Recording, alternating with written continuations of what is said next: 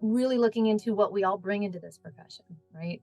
Different experiences, different knowledge bases, different biases that we have to break down and talk about, and then making sure we understand what equity versus equality is. Be inclusive. Alyssa Mages has 18 years experience in multiple disciplines of veterinary medicine. And in 2020, she started an LLC called Empowering Veterinary Teams with her good friend, Caitlin Keat. She is an ally, a trainer and coach, a speaker, a mentor, and an empowerment enthusiast. We discuss her pivotal career journey as well as how to empower individuals and empower teams in veterinary medicine. And Alyssa believes we can do it all with fun. You said something in, I think it was the Veterinary Innovations podcast, where you're bringing fun back to the veterinary clinic. And I loved that. I wrote it down to make sure that I bring it up during the interview. Okay. Good. And I really appreciate that. I think it's not a conversation that we talk enough about. There's so many things that we tuck away, in Yeah. the proverbial closet. It's no longer just, sexual orientation that hides, right? There's so much that we just shove aside, and not to belittle that journey at all. That's not what that was intended for, but that we don't talk about things that need to be talked about. Yeah, these hard conversations that impact us as people in this profession that we don't talk about enough. I hope that we can pull out some of those in our conversation today. You have had quite an interesting career path with pivots. So we were just talking about that, how people that knew me 5-10 years ago, I'm still at my core the same, but I'm very different than what they have used to. I had way more hair.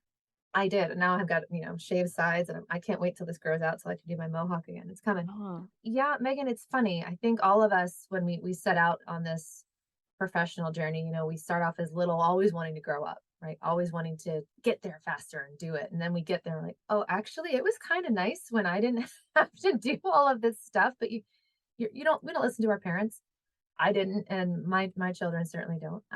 And that's not true. They're very good. But I guess I always kind of giggle that I didn't think I always wanted to do something with animals, and then I start talking about it, and I always had some sort of critter in my life. Whether it was crayfish I decided to bring home from the creek, or the guinea pig I begged my parents for, and then finally got a real pet when we got our first cat, and then I was set.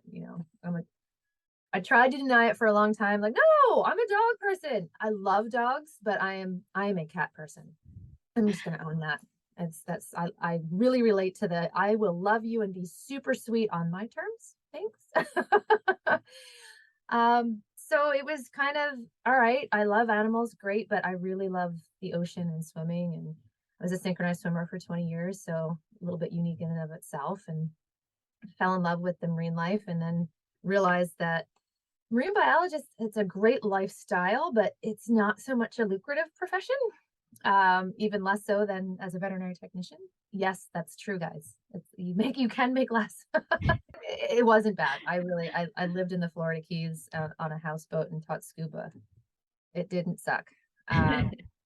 But I realized that as I was swimming and diving with these incredible creatures, on my days off, I would go and work at Marine Lab or Marathon Turtle Rescue. And I was like, this is where it's at. This is what is really amazing. You're really making a difference. I want to do that. But you need veterinary experience. So I had to figure that part out. And I had a bit of a segue in between the 2 semesters teaching at the Marine Institute, and was back home lifeguarding for a little bit. And one of the master's swimmers was like, what the hell are you doing with your life in that chair? And I was like, oh, thanks. That's a good point. I don't know. And so, well, I wanted to try that veterinary thing. We take our cat to the hospital. Let's go there. And I was like, oh yeah. And if you can get excited about cleaning kennels and, mopping things and walking dogs, then it's probably a good indication that this is the profession you need to be in. So I did that for a few months when I wrapped up at the Marine Institute, because my, at the time, boyfriend and then fiance got into graduate school in Vancouver, British Columbia, which is where my mom's oldest brother had moved in the 60s and all my cousins lived. And I was like, well, if you're going out there, I'm coming. There's no way I'm staying here. That's 3,000 miles of distance relationship. So got out there and realized, and this is a good pivotal moment. Don't move to a foreign country, because even though Canada is similar, it's still a different country without a job lined up, guys. Don't do that. And realize what that entails, right? That you need to actually have a position that cannot be filled by, in that instance, a Canadian, and that you have sponsorship. I had family, but not professional sponsorships. So that was an interesting journey, figuring that out. We managed, and I did get a work visa to work at a mixed animal practice and then a specialty center while I was volunteering at the Vancouver Aquarium. But lesson learned, plan a little bit. But, in your 20s, 22, 23, that'll be fine. We'll figure it out. It was, but no. So we were there until 2008 and got married, and just kidding, decided to become parents, even though we didn't actually have any choice in that matter. She just decided, hey, here I am. And thank goodness she did. I was on a huge career trajectory. Like, was applying into vet school, going, and then wham, another big pivot where you make all these plans. You see, now I was good at planning. I hadn't done it at all. And now I was over planning. And life is like, hey, I'm going to show up right now and throw all that away. That's not what you really want to do. I was mad for a really long time. And it was my, I think, probably second or third foray into some much needed psychotherapy after she arrived. Another thing, Megan and I talked earlier, things we don't talk about, right? Postpartum depression in general. Yeah. It's becoming more commonplace to talk about mental health, as it should. But back in the early aughts, we didn't talk about that. But thankfully, I found a therapist who not only was a psychotherapist, but she was a massage therapist and she did Reiki. That was very cool. Oh, wow. So it was a very mind, body, soul experience. And it got me to a place of, this is where you're meant to be and you get to choose now. Oh, okay, cool. So vet techs can work anywhere. So we moved back to the States. And I use that term loosely as I've become very much more adherent to what that means. So really an assistant, and a cocky one, if I'm going to be honest, because I had a bachelor's degree. So I was better than your average assistant. No, I wasn't. No, I had no business saying. But, life again is like, excuse me, let's get some, humility there, would you please? And realized I knew what I was doing, but not why. And got hooked in with some really awesome emergency docs. And they're like, go back to school and then come work with me and be my lead tech. I'm not qualified to be your lead technician. Yes, you are. And here we go again. And that journey, I really learned a lot about how to start a practice and how to be a part of that integral decision-making process. And then realized how much work it is to actually learn how to lead. I wasn't very good at it. I made some serious mistakes. I bought into the click mentality, as we all tend to do, and regardless what industry we're in, but I really bought into it. Having not been that cool kid in high school, now I was kind of in a position of leadership and I wanted to be cool. And I really hurt some people. That's the opposite of cool. So I had to do, really own that and realize, where is that coming from? And okay, all right, back to therapy. Got it. Still have work to do, and it was a painful lesson, and it's one that has always stuck with me. If, I've never forgotten that. If someone that looks up to you as a mentor, you better darn well not lose that, right? And make sure that you keep them into consideration. It's not about you.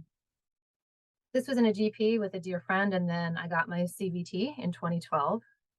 This whole journey started in 2004, so this has been 8 years already. I moved into the suburbs, we had a little one and another one on the way. And school districts being what they were in Philadelphia at the time, they've since improved greatly, but we wanted to get some more green space and be closer to my folks. And so we moved out and started working at a huge referral practice, and I loved it. I was there for I took one off because my knee broke again. I did pharmaceutical sales. I sucked at it. And that's another good lesson. Here's another pivot. Learn what you're not good at and know what you don't know. It's going to be one of the best teaching lessons moments in your life, because I had a lot of experiences. I've traveled a lot. I've done weird sports. I've eaten really bizarre foods. But you don't know what you don't know. And to have that put into your very clearly into focus of, you don't know how to do this and you're not really great at it. It bruises the ego more than a little bit, and it doesn't taste very good. But then you realize, well, okay, then what am I good at? What am I passionate about? And that right about that point was when I rediscovered teaching and how that's so intricately linked to coaching and training, and was able to hook back in with my alma mater from my veterinary technology program. And I got a position as an adjunct. And I loved it. They then asked it like, okay, we're going to have you teach dentistry. And I went, excuse me? So, I've done it. I didn't know a lot about it. So that was, okay, I need to take this CE, this CE, this CE, and talk to a friend of mine who is, I believe, this close to finishing her VTS in dentistry, and be like, help, I don't know how to do this bisect angle. Again, I had learned that I didn't know what I didn't know. And I wasn't going to fake it, because this is someone's degree. This is our profession. I did not want to mess this up. So I'm getting on this path, and then come back after I'm in that position as professor, and getting back. This time we actually had plenty of people as technicians in practice, and they didn't have a position for me. This is 2015, 2016. So I was a CSR. Ever think that you know how hard someone's job is until you sit in that chair? Whew. So another learning moment. Don't assume you know what another person's day is like. You don't. And I didn't. I do now. And I was in the business office on the phones. I wasn't even at the front desk. And that was hard, right? They're the reason, those individuals are why we all have jobs, people, right? They pick up the phones and get the clients to come in and calm them down before we get to them as the medical team. So I was able to do both of those. And then got the call that my mom had been diagnosed with breast cancer, and my world bottomed out. I'm an only child. She and my dad, they're my poor, right? And her oncotype was high, it was bad. So it was going to be chemo and radiation. I was like, well, all right, little stuff doesn't matter. That was the first time I shaved my head. And after that moment, when we're all buzzy headed together, it's like, whoa, you really take stock of what's important. I didn't care if I was the best CSR or the best technician or anything. It mattered that I was there for my family and my friends, and what was I doing to make a difference in this world. So I was very fortunate at the time. They were building a new position at this practice for education and development, which is taking on, hey, teaching, nursing skills. I was like, oh, please pick me. I could really do this. And I did, and was in that position for 3 years. And my mom went into remission, and then my knee decided to go out again, the other side. So I've now had a total of 7 knee surgeries. It's a lucky number though, because I'm done. They're fixed, but my ortho is like, all right, this sign is on your chart. You're orthopedically unfit for running. It's like, I'm okay with this one. I don't like to run without proper motivation. Lions are like a T-Rex. I'll run, but you want to hang out with me in a zombie apocalypse, because they'll get me. You'll be fine. So it was becoming rapidly apparent that physically I couldn't do this anymore. Mentally, my littles were not so little. I was missing a lot. And as much as I was able to do within this practice, I wanted to do more. And one of my best friends was in a similar position. Like, we got to make a difference, because at this point it was politically, our world was kind of falling apart. It still is, but that's a whole other podcast. So what can we do? Well, vet med, and I'm a program manager. How can we create something? And so in June of 2020, great timing, we decided to launch Empowering Veterinary Teams officially. And that is a lot of my pivots on my path. Oh, and did you say the name of your friend? I didn't. No, gosh. Sorry, Caitlin. You know how much I love you. Caitlin Keat. So we've been best buds since 2002. That's wonderful. Now more than ever, do we need to support each other, both on a learning our nursing and veterinary skills, because we are in high demand, but also on the other side of it, not just the hard skills, but the very inappropriately named soft skills Oh, I have a new one there for you. Oh, good. What's the new term that we should Well, start using? I call them human skills There we go. because there's nothing fluffy about them. And so what are some of your favorite things that you're now teaching under your LLC? All of it. That's It would be. it's such a loaded question. Well, we're actually in the process of kind of divesting some of the human skills to a new organization that we're launching with another group, but that's still kind of under wraps. So I'll share that with you when it comes out. But all of like the communication and things are going to a different direction. It's still interwoven with what we do from a clinical standpoint, but what we're focused on is the standardization and optimization of the support team members within a practice. So your CSRs, your assistants, and your technicians. Love the doctors. We're actually in the process of working with a couple DVMs to make an onboarding program for new grads and new associates, which I'm really excited about. And that sounds kind of boring, like standardization. But if you know where you're starting and you can see where you're getting to, there's a lot of fun stuff that can happen in between. And so beyond all of the evaluations and the thresholds and the progressions and all the role clarity and all the terms that management and everyone has to roll out, we as individuals need to know about. It's, hey, you want to do a do-it-yourself workshop and make a training mannequin? Yeah, we're going to use all the recycled bits around the hospital that you thought you were going to throw away. Use them.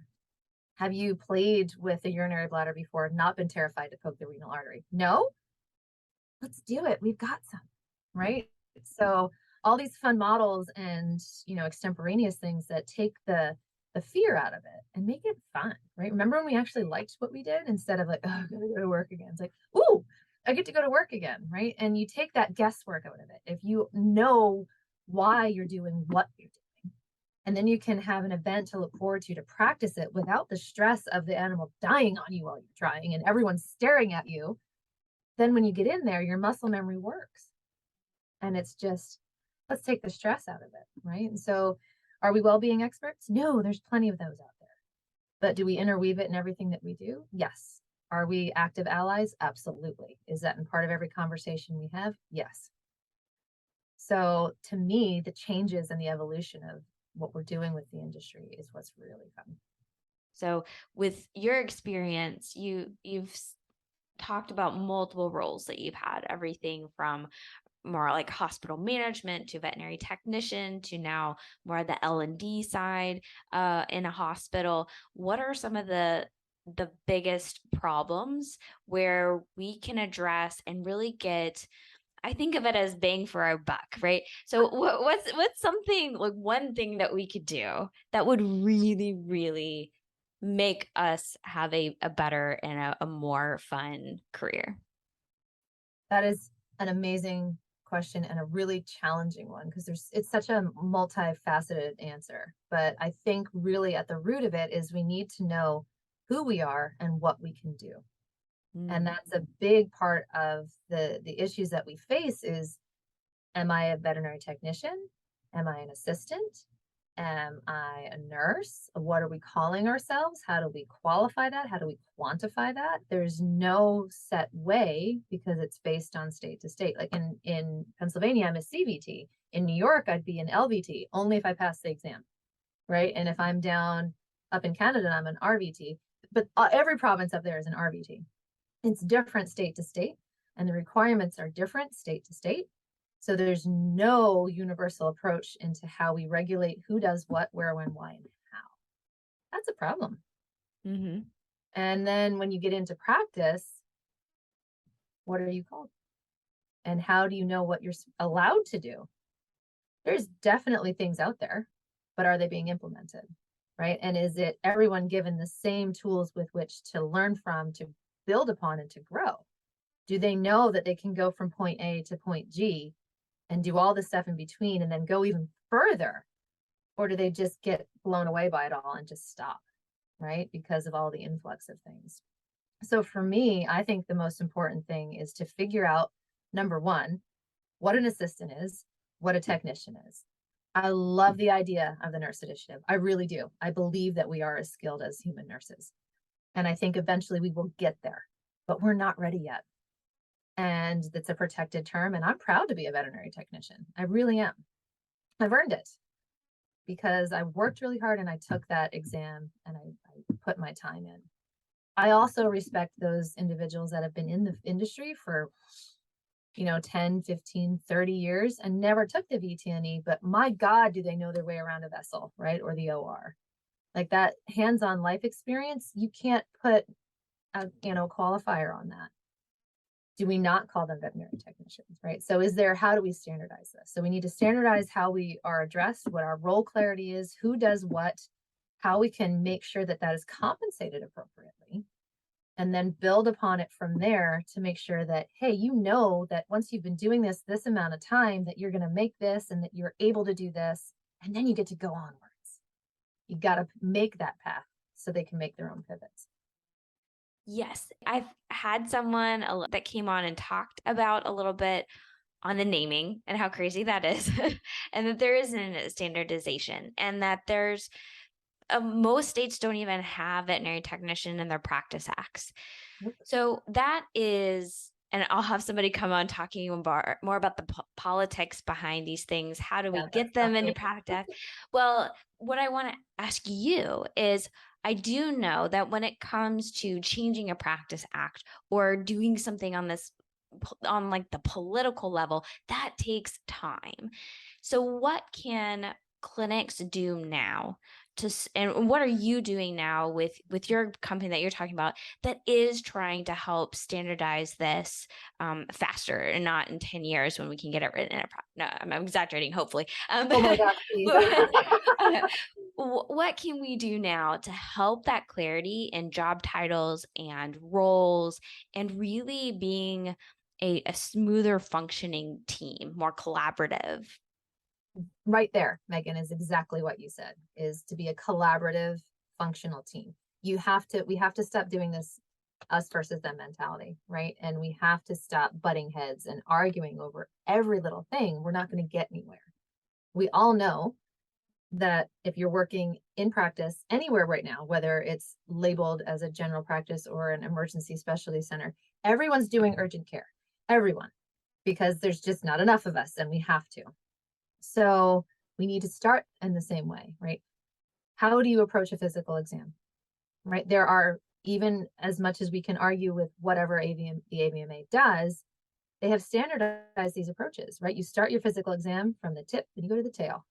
Do it the same way, same patient every time. Apply that methodology to every skill and evaluate it both from a written perspective as well as a practical application. So who's capable of what and at what capacity. It's competency based. So it takes the onus off of the individual and puts it on the process. So you're not calling someone a beginner. They're not a level 1. They are developing and then eventually, evolving and implementing their skills, right? You're focusing on what they're doing. And how is that evaluated? How many times they've done it and with what type, how was their technique? How was their execution? Were they prepared? Right? These are the types of things you're looking at, but you're focused on the skill. And that's another part of it too, is the type of conversations we have and the language we're using, right? You don't assess anyone, you assess yourself. You evaluate someone else. And how is that then incorporated back into what we do? So to have that approach be the same of, these are the benchmarks, this is the process, this is how you get here, and that's how you get there. Done. Now, is there going to be wiggle room and, customization? Yeah, because there's no one right way to do anything unless we're talking about taping catheters. And Amy Newfield and I have had this conversation already, so we won't go into it.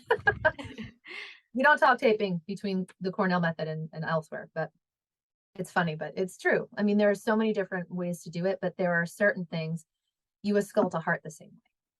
Right? And you place a catheter, the vasculature and the approach to that vessel does not change.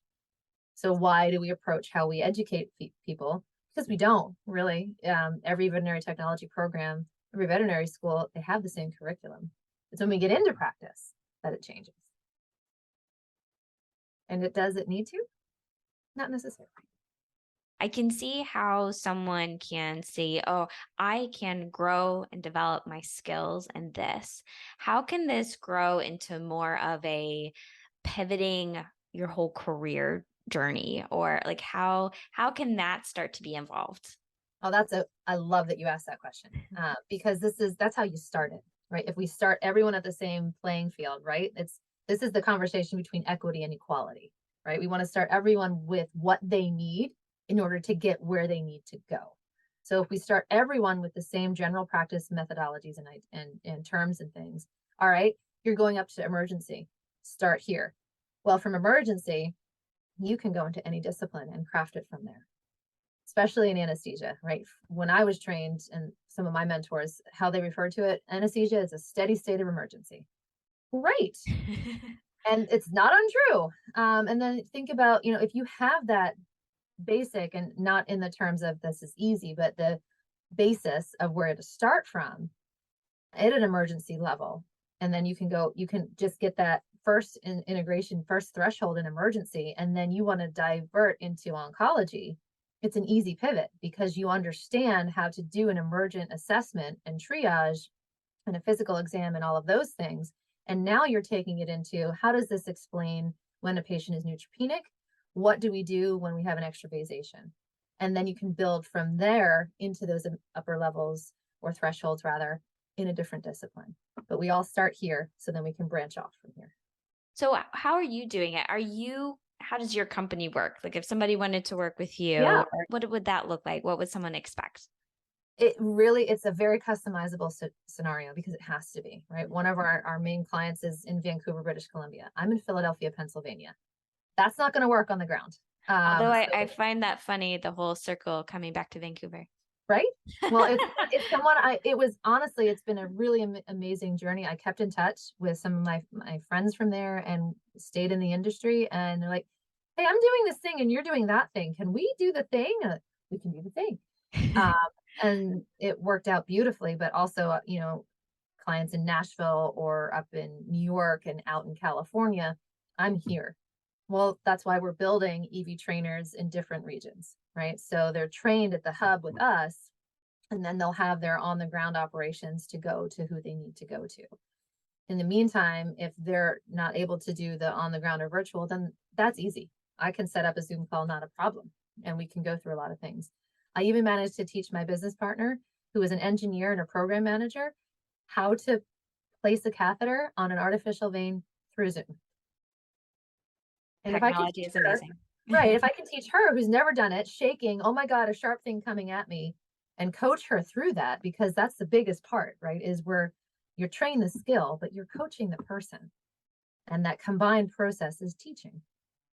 So you can have that methodology and train your trainers and then do it from anywhere. So it's really up to the individuals, the practices, what they need, right? Some of them just need the materials and a demonstration and an initial conversation. Good, we're done. Others, it's like a tapering pred dose. We come in and then we wean ourselves off. And others, it's like, no, we need you with us for a long time. Okay. So we have our base prices and then we customize it from there, or we do a la carte options. Basically, what we're looking to do, Megan, is meet people where they are with what they need. And I want to go back to you for a second because of something you said. You're describing being able to know how to coach an individual, being able to see where they are and adapt and help them learn. How did you learn that? How do you feel like you developed that skill to be able to do that? I was coached. It's funny. Honestly, a lot of it's experiential. I was a swimmer for a long time. I was a music student.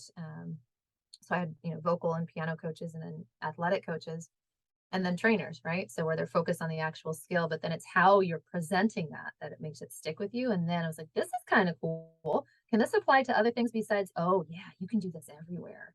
And so all the courses that I could find, I ate it up. And it's really then developing my own methodology, also incorporating others. Like Dr. Neil Fleming in New Zealand has learning and teaching analyses called VARC. Are you visual, auditory, read, write, or kinesthetic? Spoiler alert, we're a bunch of them, right? No one's typically not just one. We utilize different modalities. And then we take into consideration, how do you communicate? What's your personality like? How do you feel? What's your emotional intelligence? What's your EQ? And a lot of folks previously were like, that doesn't matter. This is veterinary medicine. I was like, we wear our hearts right here. And we work with a bunch of people, and our patients don't drive themselves in here. So we kind of need to know how to talk to them and to feel appropriately so our hearts don't get shattered and we can keep them okay and keep going. So it was a lot of my own personal experiences and then wanting to see how we could incorporate that and change the approach to hands-on actual clinical skills work. Sounds like you can develop this into leadership training as well. Oh, that's Caitlin. Yeah. So Caitlin. with her management degree and things, that's so we try to honestly do that multimodal approach. Like I work with the support teams primarily, the CSRs and the assistants and the technicians, and then she and her cohort focus on the management and leadership teams, and then we all come together so that we're all having very similar conversations with a slightly different focus, and then bringing it together for that cohesive team-based approach. I love stories. And you don't have to use names, but do you have a good story of a moment that it's one you just can't forget, that you've worked with a team and you've just seen something work out beautifully? Can you tell a story around that? Oh my gosh, yeah. So we've been working with this team for a couple of months at this point, and they asked to do a CPR workshop. Now I'm a huge ER junkie, and CPR is kind of my favorite, as weird as that sounds. So I brought our critters in, and we had this whole 2-hour session set up, and they didn't know, and I didn't tell them, that these guys, they have lungs. And once they intubate them and get them all set up and give a breath, it will actually breathe and it will scare the crap out of them, because this is vet med and surprise. And so we're getting it okay, and we're acting like it's a real code. I was like, get that tube in, all right, start giving it a breath. And they did it, and then she did it too hard, and it popped one of the bags in the chest. She's like, oh my God. And I was like, teaching moment. If it was a husky, what would you do? And she's like, and this. And they treated it like it was a real patient. And this person told them to do this, and that individual got involved in that, and they all came together, and I just stood there. I didn't do a thing. And they saved that patient, which is amazing. And it was all from the couple other sessions before where we talked about how we talk to one another, what skills we're focused on, and how do you respond in an emergent situation. And they ran with it. And they nailed it. One of my happiest moments. And then we took a picture afterwards, all smiling through our masks. Aww. It was really great. I'll just open it up for you. Is there anything that's been on your mind recently from a previous conversation, hot topic, words of wisdom for the profession? I appreciate the opportunity to share that someone else may learn, but really what I think, I don't want it to see it become a trendy topic and something we tick a box on, is anything that revolves around the DEI and B space, so diversity, equity, inclusion, and belonging. Our profession is 97% white, everyone. That's kind of too vanilla for me, and should be for all of us. And it's not, even though that is a concern, more than a concern, that's a problem. When we're talking about diversity, it doesn't just need to be all about color and racial differences, because really we're all the human race. Race is a social construct. Do the research. Really looking into what we all bring into this profession, right?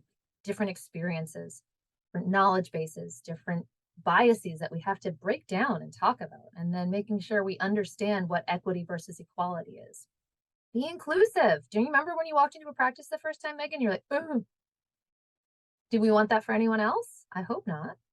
And that goes again into that sense of belonging. Like, we all deserve to have that feeling that we matter and we belong here.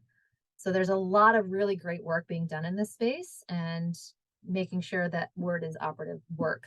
You know, as an ally, it's not about how good it looks. It's about getting the work done that needs to be done. So I would encourage all of you that are listening, and I hope you are, to look out for all these amazing groups out there, like Possibilities for a free mentorship platform, Blend, which is this new DEIB accreditation program, which is really fantastic. You've got Pride VMC, you've got the MCVMA, the DVMC, extra acronyms in vet med. Woohoo! Learn what they are and why they matter and why they should matter to all of us.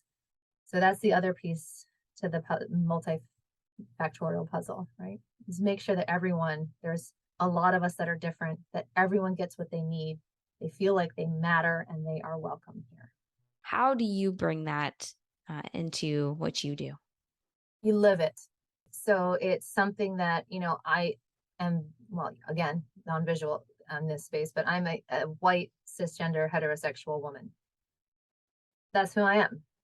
In these summer months, I'm a little bit more melanous, but not really. And that's really all it is. We're melanin deficient, and I think it's a vitamin deficiency, and it's just teaching us how to enrich our lives. And so all of the standardization and things, like everything that we've talked about previously, when we're talking about how to communicate and how to involve everyone, that's in there. Like when you're training the trainers, like how do you have mindful conversations, right? How do you address as you're talking to someone? Because biases aren't simply involved in a discriminatory sense against appearance or creed or things, but knowledge biases, right? How many times do we belittle clients like, oh, I can't believe they don't understand? Where in any realm are they going to learn about parvo if they're going to law school? They're not, right? I didn't really know what parvo was until I worked in emergency medicine. That's my point. Making sure that it doesn't necessarily have to be in your face. It's simply who you are. And what you have these conversations around is this sense of openness, a growth mindset, and inclusivity. And then when those conversations come up, you address them. And if you're working in a leadership capacity, that has to be at the forefront. And like, what are your conversations sounding like? What is your inclusion policy? What are all of your policies regarding your team? And change the language. It's not your staff, it's your team.